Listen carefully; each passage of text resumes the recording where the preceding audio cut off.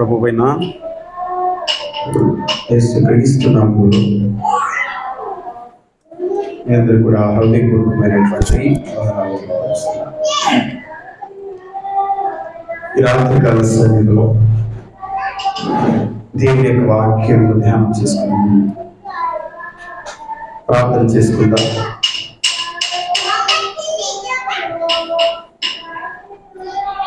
పరిశుద్ధుడా, ప్రేమగల తండ్రి, మహోన్నతుడా యేసయ్యా, మీకు నాలుగు స్తుతులు స్తోత్రం ప్రభువా.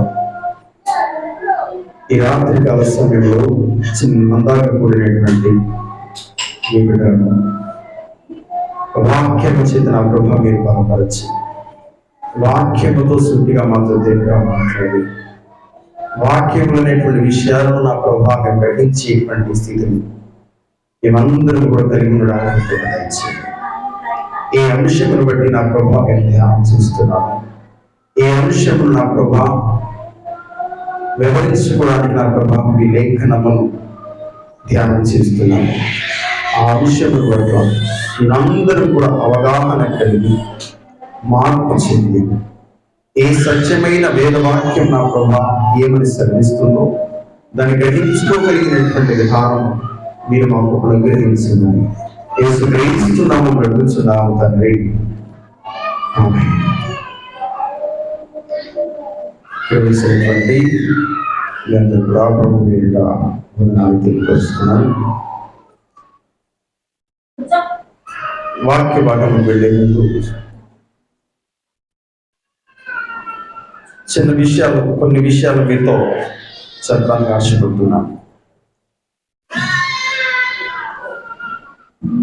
ఈ లోకంలో పలు రకాలైనటువంటి బోధలు ఉన్నాయి.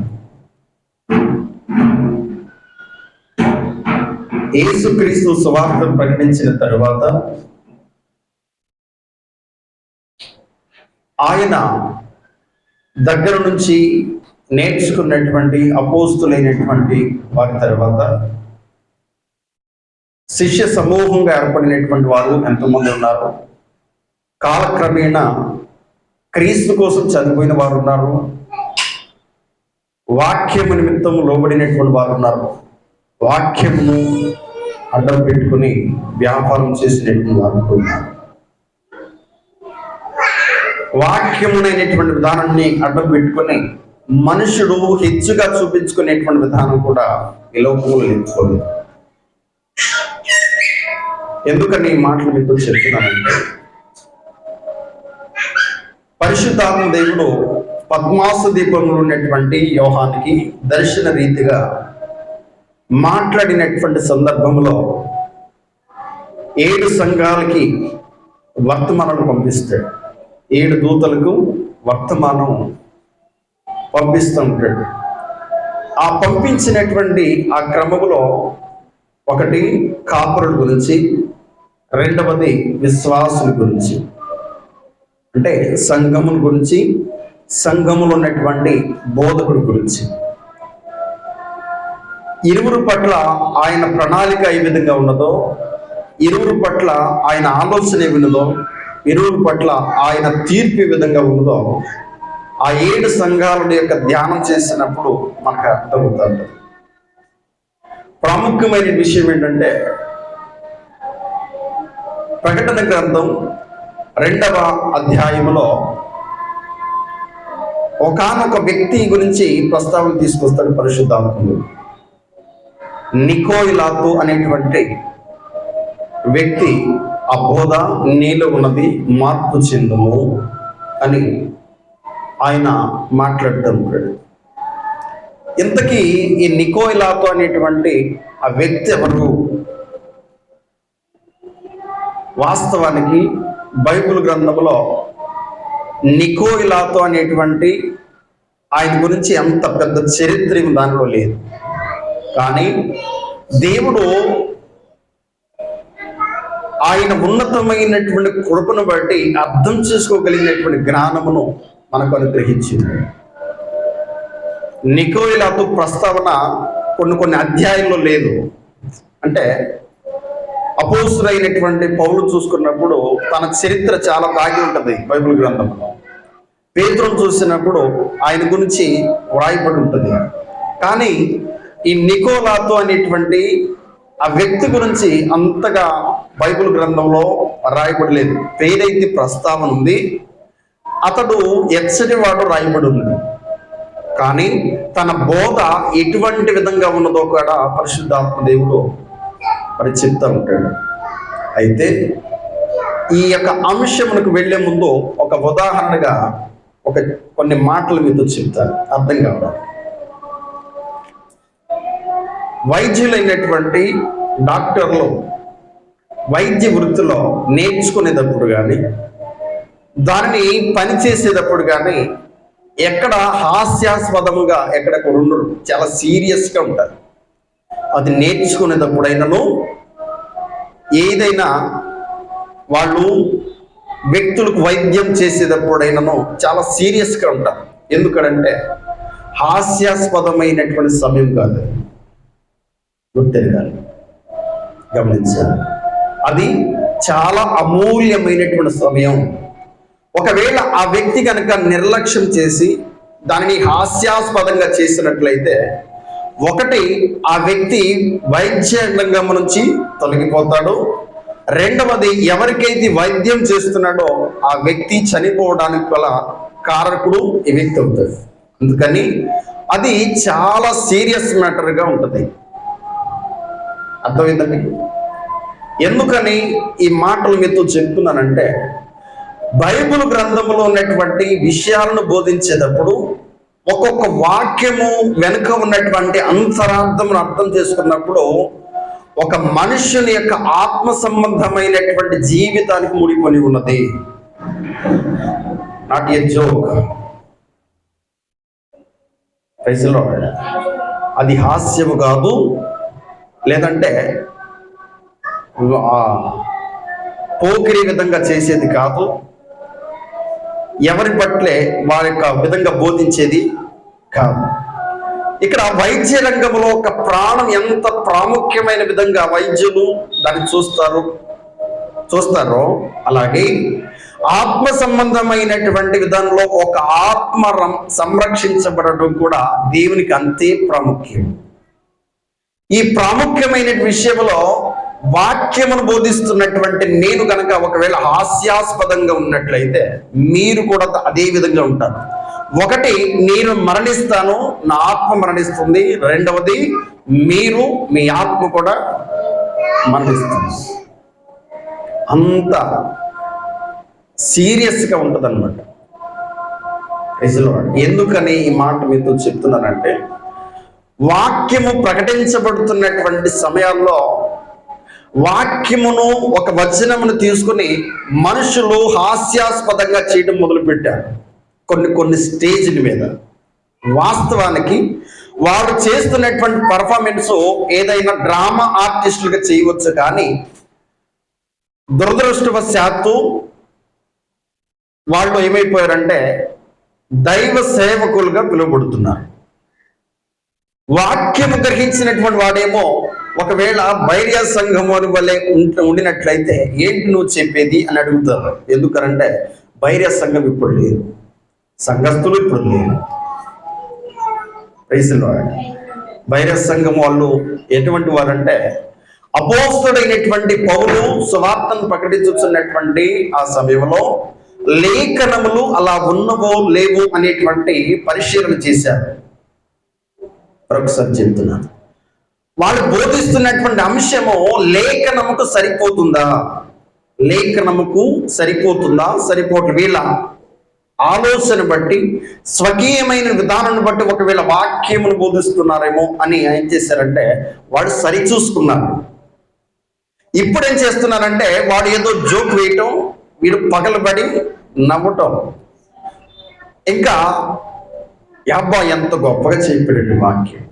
వాస్తవానికి గమనించినట్లయితే బైబిల్ గ్రంథంలో ఒక విషయమును అర్థం చేసుకోవడం కనుక ప్రయత్నం చేసినట్లయితే ఆ వ్యక్తికి మొట్టమొదటిగా భయం కలుగుతుంది. ఏం కలుగుతుందండి? భయం కలుగుతుంది.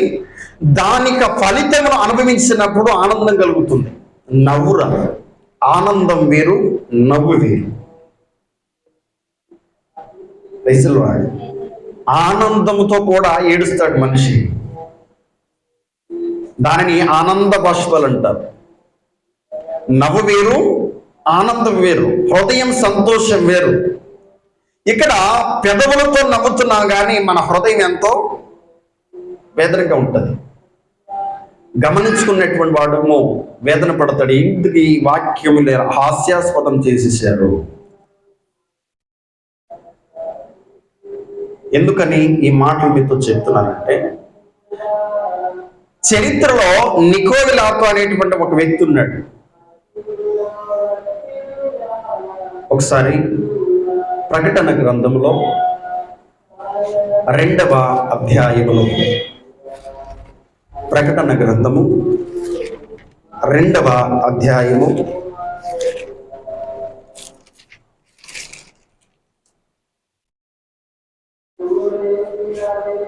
3వ వచనం నుంచి చదువుతున్నాను, మీరు సరిచూసుకోండి.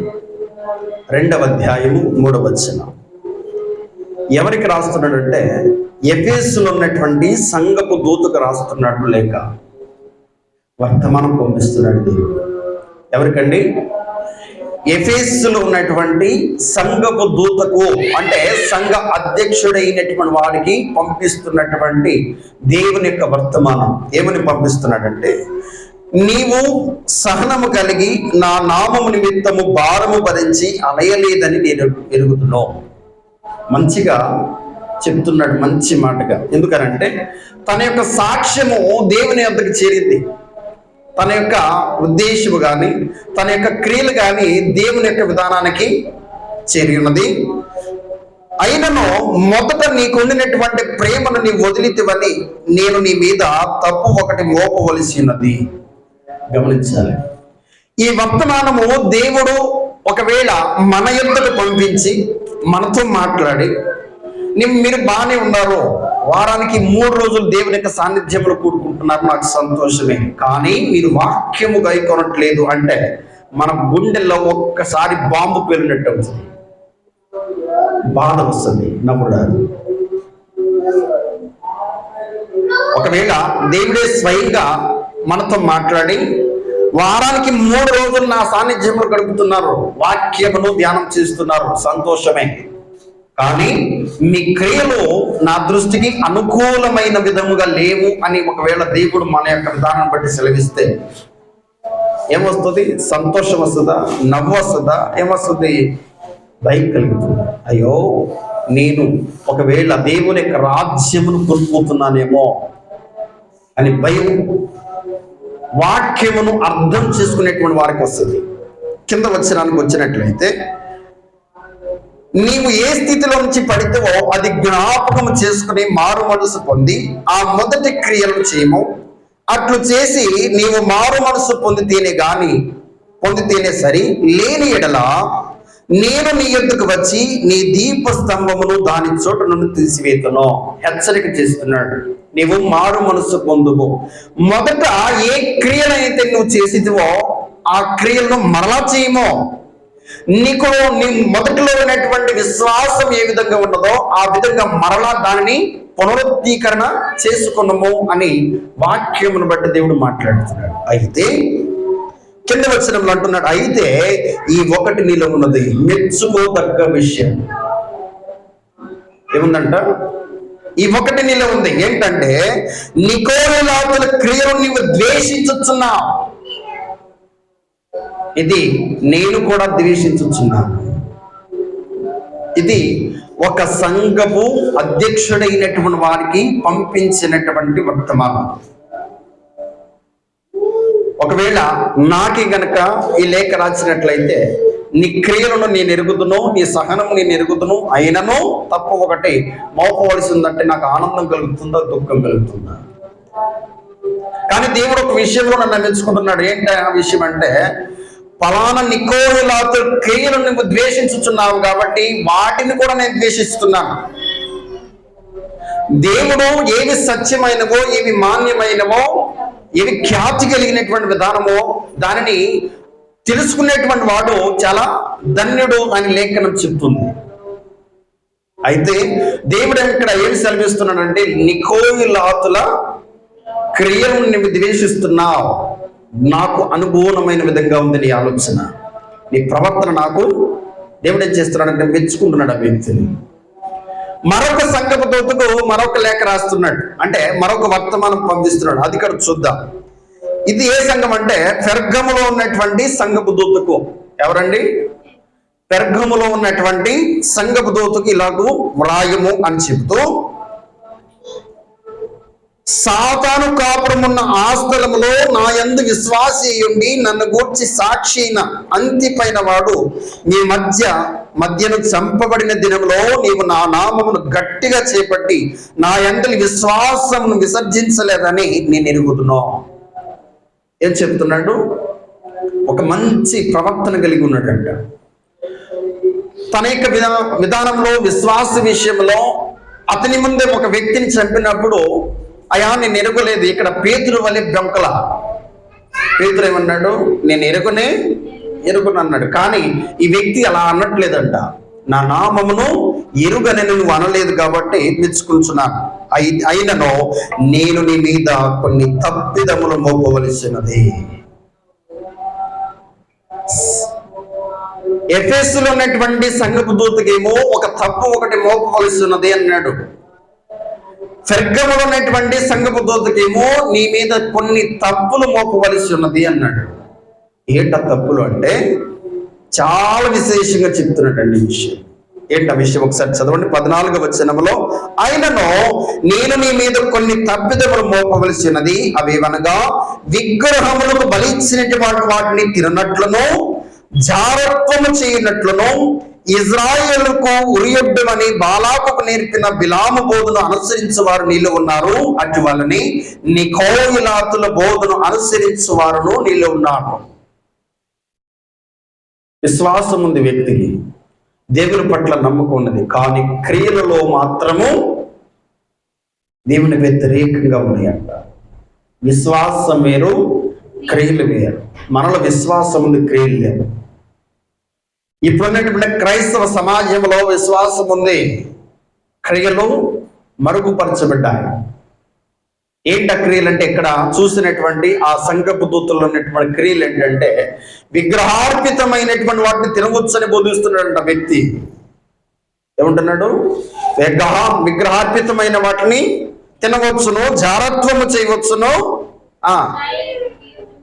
బాలాకు ఏ విధంగా తన యొక్క బోధన చేశాడో అటువంటి బోధన నీలో ఉన్నది.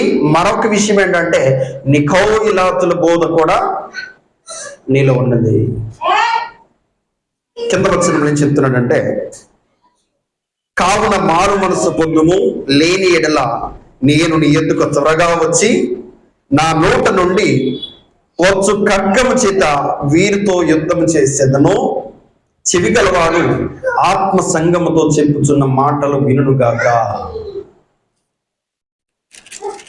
మనకు సందేహం ఏంటంటే, బిలాము బోధ అంటే మనకు తెలుసు, విగ్రహార్పితమైనటువంటి వాటిని చేస్తే వాటి యొక్క బోధ కూడా మనకు తెలుసు ఎలా ఉంటుందో, దేవుడు చేయొద్దని చెప్పాడు. కానీ నికోలాతుల బోధ అనేటువంటి విధానం ఎలా ఉంటుందో మనకు తెలియదు.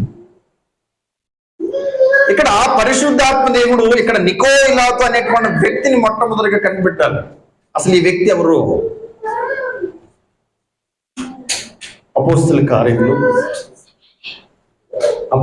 కార్యములు 6వ అధ్యాయం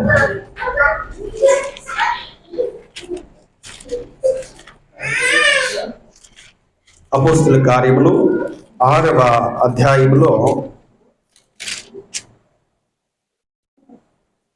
మొదటి వచనం నుంచి ధ్యానం చేస్తే అక్కడ ఉన్నటువంటి విషయం ముందుగా మీకు పరిచయం చేస్తారు.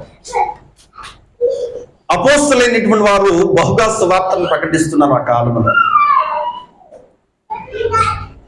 బహుగా ప్రభావితం అవుతుంది కూడా, అభివృద్ధి చెందుతుంది. అన్ని విషయాలు అభివృద్ధి చెందుతుంది సంఘం. విశ్వాస విషయంలోనూ, ధన సంబంధమైన విషయంలోనూ, అన్ని విషయాలుగా అభివృద్ధి చెందుతున్నటువంటి సమయంలో గ్రీసు దేశస్తుల మీద ఎవరు సనగసాగిరంట? హెల్లెనీయులు, హెబ్రీలు సనగసాగిరంట. ఎవరు? విధవరాండ్రు చిన్న చూపు చూశారంట. ఇక్కడ ఎప్పుడైతే ఈ చిన్న చూపు చూశారో ఒక ఆలోచన వచ్చింది. ఒకసారి చదవండి అమ్మా. హెబ్రీల మీద గ్రీసు నివాసులు అప్పుడు 12 అపోస్తులు తమ యొద్ద శిష్యుల సమూహమును పిలిచి, మేము దేవుని వాక్యమును బోధించుట మాని ధనము పంచిపెట్టుడు యుక్తము కాదు. కాబట్టి సహోదరులారా, ఆత్మతోనూ జ్ఞానముతోనూ నిండుకొని మంచి పేరు పొందిన 7 మనుషులను మీలో ఏర్పరచుకునడి, మేము వారి ఈ పనికి నియమితుము అని చెప్పిరి. అక్కడ ఉన్నటువంటి సమూహం అంతా కూడా ఎవరు ఆత్మతో నిండుకున్నారు, ఎవరు జ్ఞానంతో నిండుకున్నారు అని పరిశీలన చేసి 7 సిద్ధపరుచుకున్నారు. ఎవరు ఆ వ్యక్తులు అంటే, మొట్టమొదటి వ్యక్తి స్టెఫను, రెండవ వ్యక్తి ఫిలిప్పు, మూడవ వ్యక్తి ప్రకోరు, నాలుగవ వ్యక్తి నికానోరు, తీమోను, పర్మినాసు, యూదుల మత ప్రతిష్ఠుడకు అంత్యోకయ నికోలాను అని వారిని ఏర్పరచుకునేవి. ఎంతమంది? 7 ఏర్పరచుకున్నారు. 7 కూడా ఆత్మతో నిండినటువంటి వారు అంట, జ్ఞానంతో నిండినటువంటి వారు అని వాక్యం సెలవిస్తుంది. మామూలు విషయం కాదు. ఈ 7లో నికోలాను అనేటువంటి వ్యక్తి ఉన్నాడు. ఈ వ్యక్తి ఎవరంటే యూదా మత ప్రవిష్టుడు. స్టెఫను గురించి ఏమి చెప్పలా పరిశుద్ధాత్మదేవుడు, ఫిలిప్పు గురించి ఏమి చెప్పలా, నికానోరు గురించి చెప్పలా, ప్రకోరు గురించి చెప్పలా, వీరి గురించి ఏం చెప్పలేదు. కానీ ఇక్కడ నికోలాను అనేటువంటి వ్యక్తి గురించి మాత్రము దేవుడు ఒక విషయంలో జోడించాడు. ఎవరంటే యూదా మత ప్రవిష్టుడు అని. ఎవరండి? అంత్యోకయ వాడును యూదా మత ప్రవిష్టుడు. యూదా మత ప్రవిష్టుడు అనగానే మనకు ఒక ఆలోచన వచ్చేస్తుంది. ఏంటి ఆలోచన అంటే, యూదా మతంలో ఉన్నటువంటి నిష్ఠాగరిష్ఠుడేమో, శాస్త్రమును అభ్యాసం చేసినటువంటి వ్యక్తి ఏమో అనేటువంటి ఆలోచన వచ్చేస్తుంది. వాస్తవానికి తెలుగులో అయితే ఇలా ఉంది, కానీ అదే ఇంగ్లీష్లో అంటే దేని నుంచి అయితే ట్రాన్స్లేట్ చేశారో దాని నుంచి వెళ్ళినట్లయితే, అంత్యోకయలో యూదా మతంలోకి వచ్చినటువంటి వాడు అని రాయబడి ఉంది. అంటే ఆయన వాస్తవానికి యూదుడు కాడు, కానీ యూదా మతాన్ని స్వీకరించినటువంటి వ్యక్తి. ఆ వ్యక్తి యేసుక్రీస్తు యందు విశ్వాసం ఉంచాడు. యూదులలో అనేక మంది విశ్వాసం ఉంచారు. పరిసయ్యులు విశ్వాసం ఉంచారు, సద్దుకైలు విశ్వాసం ఉంచారు, కొంతమంది మార్పు చెందారు, కొంతమంది అటు ఇటుగా ఉన్నారు. ఎందుకనంటే లేఖనమును బట్ట అర్థం చేసుకునేటువంటి వారేమో నికోదేము అన్నాడు. నికోదేము ఏమంటాడమ్మా? ఒకసారి చదువుతారా యోహాను రాసినటువంటి సువార్తలో?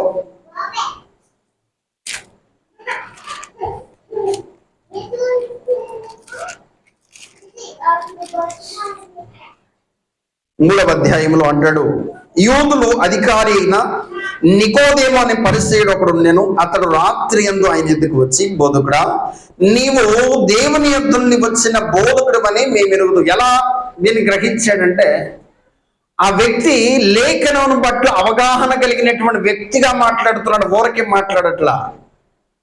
కానీ యూదా మత ప్రవిష్టుడు అనగానే శాస్త్రం పట్ల పండితులైనటువంటి వాడేం కాదు. నికానోరు అనేటువంటి, ఇక్కడ నికోలాతు అనేటువంటి వ్యక్తి ఆ యూదా మతాన్ని స్వీకరించినటువంటి వ్యక్తి, తరువాత వాస్తవమును తెలుసుకొని ఆయన విశ్వాసం ఉంచినటువంటి వ్యక్తి. అయితే ఎక్కడ ప్రాబ్లం వచ్చింది? ఎందుకని వ్యతిరేకంగా మన పరిశుద్ధాత్మ దేవుడు ఈయన గురించి మనం రాస్తున్నాడు అని అంటే, అపోస్తుల కార్యములు 15వ అధ్యాయం దగ్గరికి వచ్చేసరికి ఒక అల్లరి అనేటువంటి విధానం వచ్చింది వాళ్ళలో. ఏంటి అల్లరంటే, మనము రక్షించబడాలి అంటే క్రీస్తు నామమునైనటువంటి విధముగా కాక సున్నతి అనేటువంటి ఆచారం కూడా మనము పొందాలి, అప్పుడు మాత్రమే రక్షించబడతాం అని చెప్తున్నారు. ఇది ఎవరు చెప్తున్నారు అనేటువంటి ఆలోచన చేస్తే 24వ వచనంలో ఒక మాట రాయబడి ఉంది. అపోస్తుడైనటువంటి పౌలు సాక్ష్యం ఇస్తాడు దాని గురించి. ఏమనంటే, మాలోంచి వచ్చినటువంటి వారు కొందరు, ఎవరంటే వీళ్ళు, మా యొద్ద నుండి వెళ్ళి తమ బోధ చేత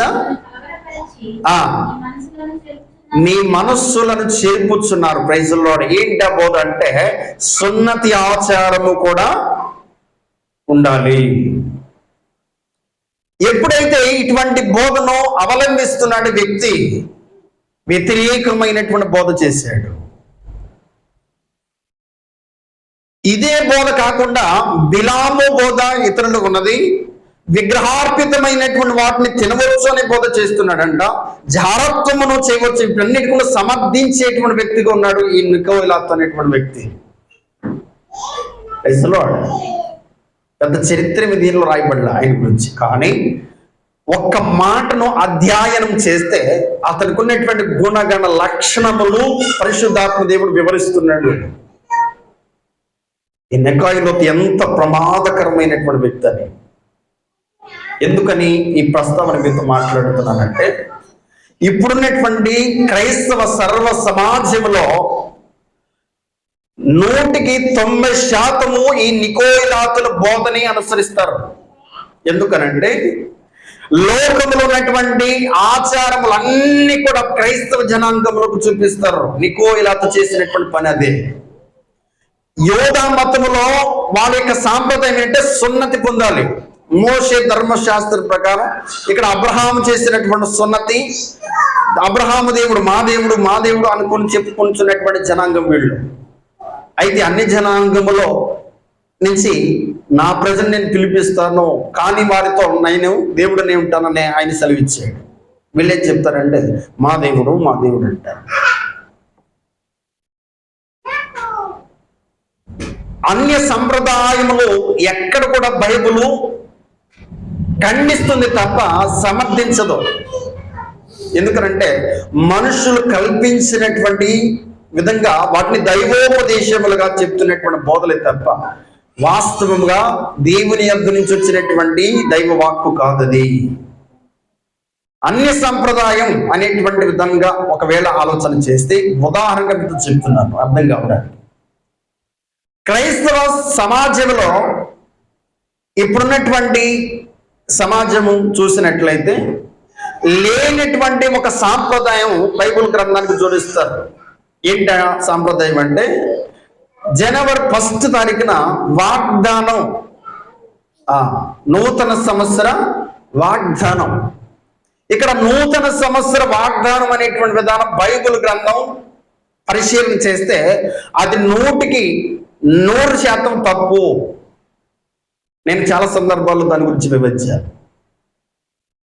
ఒక వాక్యమును తీసుకొచ్చి నీకు జతపరిచిన పక్షమున అది నీ వాక్యము కాదు, నీతో మాట్లాడుతున్నటువంటి విషయం కాదు.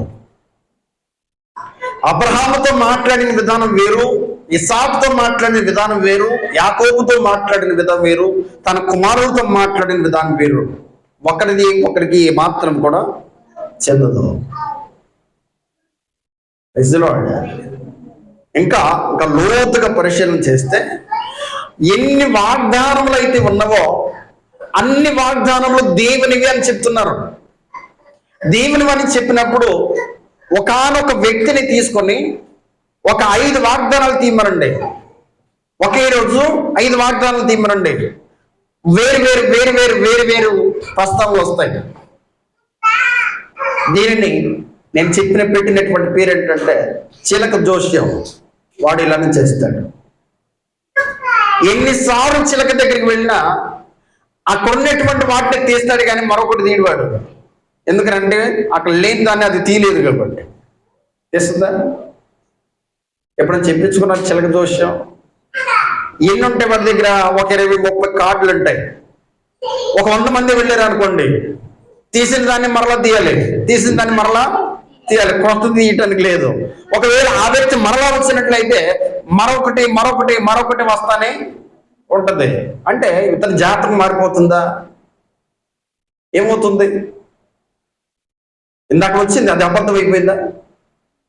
ఇందాకడ నీ చేతులు నీ కష్టార్జితమును బాగా అభివృద్ధి చెందిస్తాడంటాడు దేవుడు.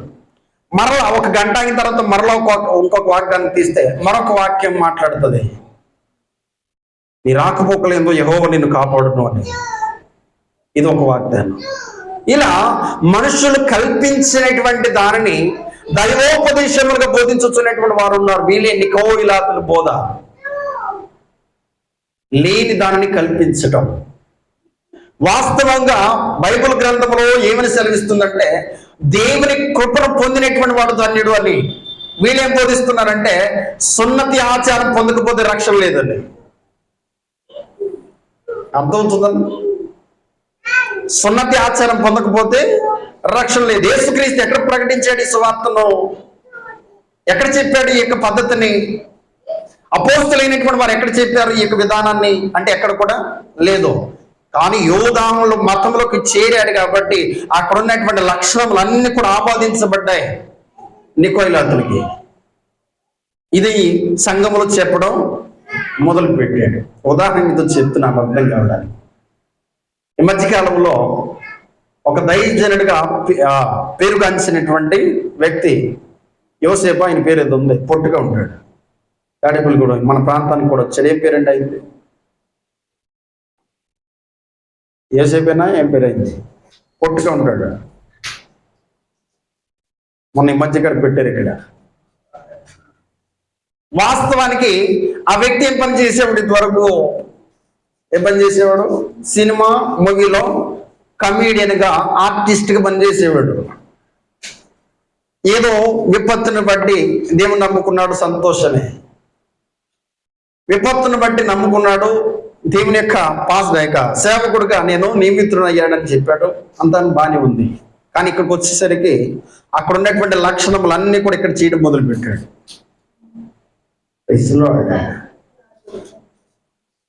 అక్కడ ఏదైతే కమీడియన్గా పనిచేసేవాడో ఇక్కడ దైవ వాక్య గ్రంథములు బోధించవలసినటువంటి ఆయన కమీడియన్ పనిచేస్తున్నాడు. ఇదే నికోయిలాతు పోదంటే. యూదా మత ప్రవిష్టుడైనటువంటి నికోయిలాతు తన గుణగణ లక్షణంలో యూదా మతాన్ని విడిచిపెట్టలా. మతానికి క్రైస్తవానికి చాలా వ్యత్యాసం ఉన్నది. క్రైస్తవాన్ని మతం అనకూడదు. ఏ మతంకు సరితూగదు క్రిస్టియానిటీ. ఈ లోకములో ఎన్నో రకాలైనటువంటి కొన్ని వేల మతాలు ఉన్నాయి. ఈ వేల మతాల్లో దేని కూడా సరితూగదు, దేనితో కూడా పోల్చదగ్గదు క్రిస్టియానిటీ అంటే. దేన్ని సమర్థించదు. ఏదైనా మతంలో ఒకదానికి ఏదో ఒక పోలిక ఉంటుంది. క్రిస్టియానిటీలో మతానికి క్రిస్టియానిటీ యొక్క పోలిక ఉండదు. బైబిల్ గ్రంథం ఏమని సెలవిచ్చిందంటే ఆదిలో ఉన్నటువంటి దేవుని పరిచయం చేసింది. బైబిల్ గ్రంథం ఏమని పరిచయం చేసిందంటే నీ పాపం నీవు ఏ విధంగా ఒప్పుకుంటే నీ రాజ్యం ఏ విధంగా నీ దేవుని యొక్క రాజ్యములో చేర్చబడతావో బోధించబడింది. దేవుని యొక్క రాజ్యానికి వారసుడైనటువంటి వాడు ఎలా ఉంటాడో బోధించింది. ఆశ్చర్యం. ఒక విషయం చెప్తాను మీకు. బైబిల్ గ్రంథంలో సత్యం ఒక మాట సెలవిస్తుంది. ఏంటంటే నీవు వ్యభిచారం కాకూడదు, ఒక స్త్రీని వివాహం చేసుకోవాలి. అది వేరే గ్రంథ మతాల్లో చూసినట్లయితే ఒకరిని కాదు, ఇద్దరిని కాదు, ముగ్గురిని కాదు, నలుగురినైనాను నువ్వు చేసుకో. వాటిని పోషించలేని పక్షమున ఒకరితో తృప్తి పొందము. ఆశ్చర్యం కాదు. ఏది సత్యం? నీ లోపల ఉన్నటువంటి భార్యతో నువ్వు చేసే సంసారం కాని దానితో నువ్వు చేసేది వ్యభిచారం అని చెప్పింది బైబిల్ గ్రంథం. సత్యం ఇది. కానీ నికోయిలాతుల బోధలు ఎలా ఉందంటే జారత్వము దాన్ని సమర్థించే విధముగా ఉందంట. అందుకని దేవునికి కోపంగా ఉంది.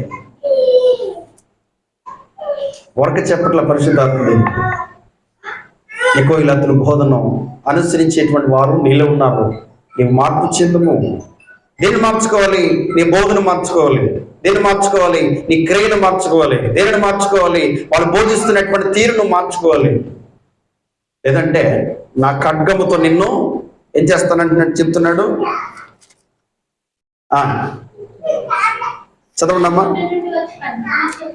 నా నోట నుంచి వచ్చినటువంటి ఖడ్గము చేత వీరితో యుద్ధం చేసేదను. చెవి గలవాడు ఆత్మ సంగముతో ఎవరితో యుద్ధం చేస్తాడు? బిలామును బోధన అనుసరించిన బిలాము ఏ విధంగా బోధ చేస్తున్నారో వారితో యుద్ధం చేస్తాడు దేవుడు. నికోయిలాతుల బోధన ఏ విధంగా చేస్తున్నారో వారితో యుద్ధం చేస్తాడు దేవుడు. జాగ్రత్తం చేయవచ్చని ఎవరైతే చెప్తున్నారో వారితో యుద్ధం చేస్తాడు దేవుడు. విగ్రహార్పితమైనటువంటి వారిని తినవచ్చు అని ఎవరైతే బోధిస్తున్నాడో వారితో యుద్ధం చేస్తాడు దేవుడు. వీటిని సమర్థించే విధంగా లేదు బైబిల్ గ్రంథం. అందుకనే మొట్టమొదటిగా మీకు ఒక ఉదాహరణ చెప్పాను.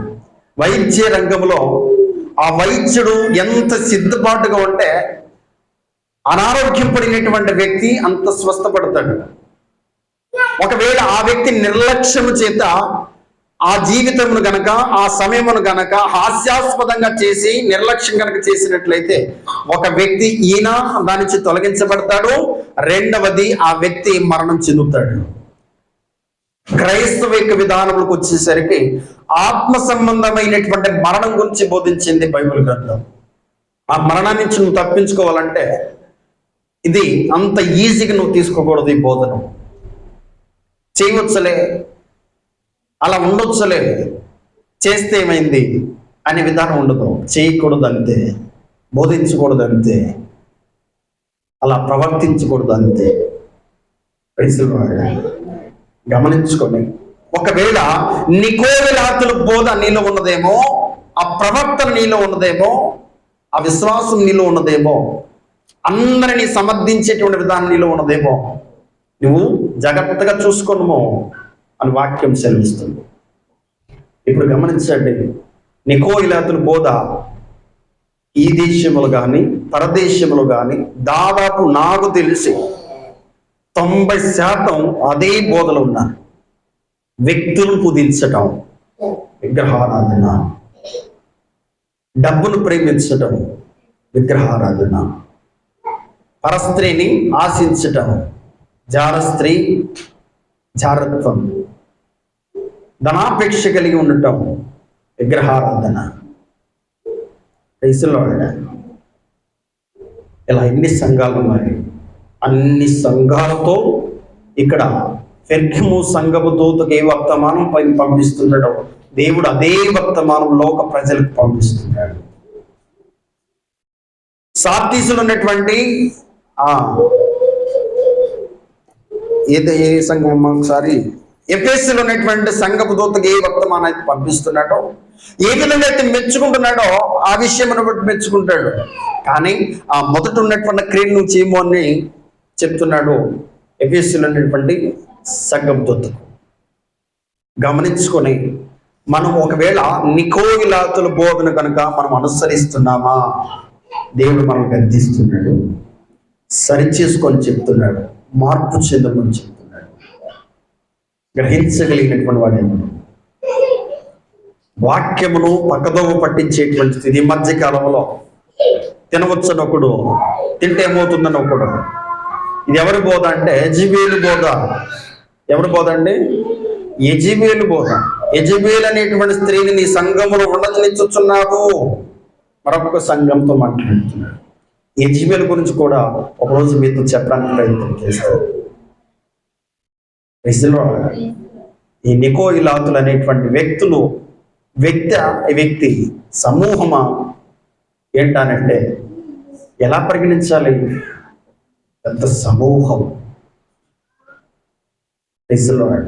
మార్పు చెందము. నేనులో నికోయిలాతుల బోధన అనుసరించే వారు నీలో ఉన్నట్లయితే మార్పు చెందను, మారు మనసు పొందము. అదే బోధన నువ్వు ఆలకిస్తున్నావేమో, నువ్వు మార్పు చెందము. సత్యం ఏంటో గ్రహించుము. నికోయిలాతుకు ఆ బోధన అనుసరించినటువంటి వ్యక్తులకు, బోధ చేస్తున్నటువంటి వ్యక్తులకు, ఈ రెండింటికి దేవుడు చెప్తున్నాడు, వర్తమానం పంపిస్తున్నాడు, హెచ్చరిక చేస్తున్నాడు. మార్పు చెంది బలపడడానికి సిద్ధపడి క్రీస్తు కృపలో ఆ రక్తంలో కడగబడితే తప్ప మనకు విమోచన లేదు. ఒకసారి అపోస్తుల కార్యములు 15వ అధ్యాయము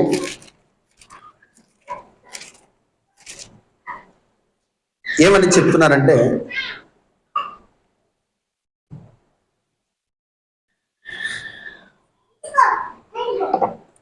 15వ అధ్యాయంలో 24వ వచనం, కొందరు మా యొద్ద నుండి వెళ్ళి తమ బోధ చేత మమ్మను కలవరపరిచి మీ మనస్సులను చెరుపుచున్నారని వింటిమి. వారికి మేము ఆజ్ఞ ఇచ్చి ఉండలేదు కనుక మనుషులను ఎడపరిచి మన ప్రభు అయిన యేసు క్రీస్తు పేరు కొరకు తాము అప్పగించుకుని బర్నబా, పౌలు అను మన ప్రియులతో కూడా మీ యొద్దకు పంపుట యుక్తమని మాకందరికి ఏకాభిప్రాయము కలిగి ఉన్నది.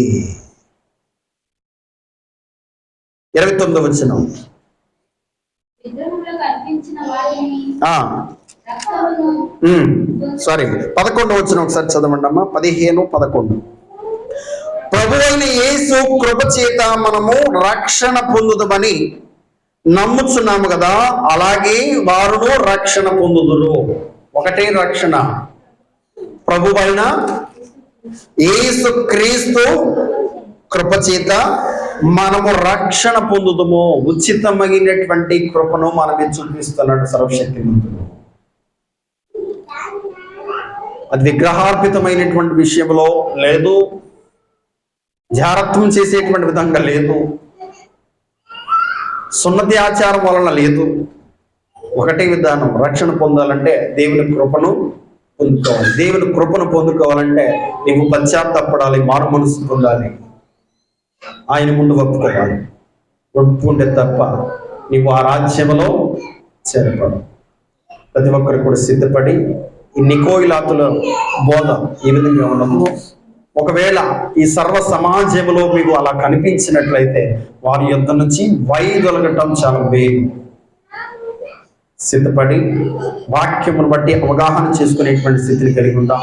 ఈ మాటలు ముగిస్తున్నాము. సర్వశక్తిమంతుడైనటువంటి దేవుడు ఈ మాటలు బట్టి మహిమ పరచను గాక. ఆమేన్.